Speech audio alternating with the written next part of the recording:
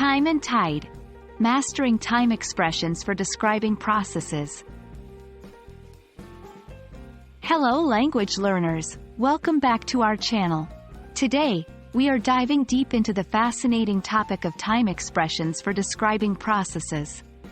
This is an important part of academic and professional vocabulary, and mastering it will help you describe events, procedures, and sequences with precision and clarity. Remember, understanding these expressions is not only about learning new words, but also about using them correctly in a broader context.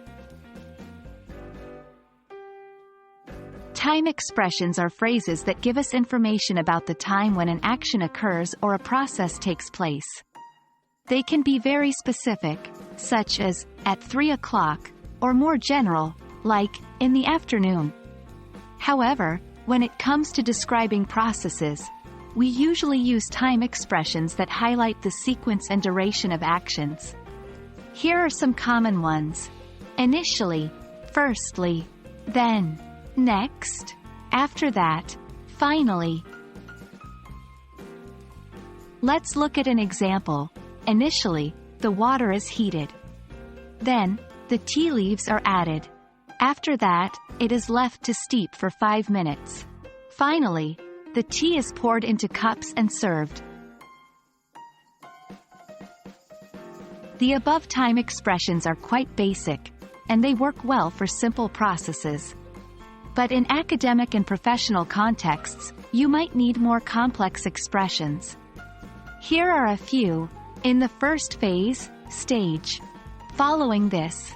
Subsequently. Simultaneously. Concurrently. In the meantime. Eventually. In the final stage, phase.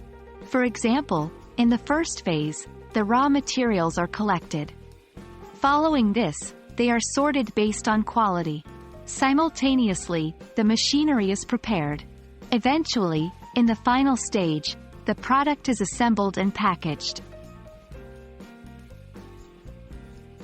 Apart from sequencing, time expressions can also be used to indicate the duration or frequency of a process or action. Here are some examples. For a period of, over the course of, during, until, from to, every, hour per day per month.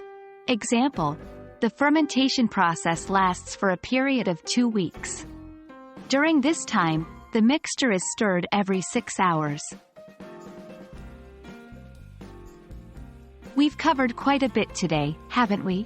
Remember, learning is a process too, and it takes time. Try to use these time expressions in your academic or professional writing and see the difference they can make. Practice makes perfect, and the more you use them, the more naturally they'll come to you. Thanks for joining us today, and we hope this video has been helpful. Happy learning, and see you in the next video.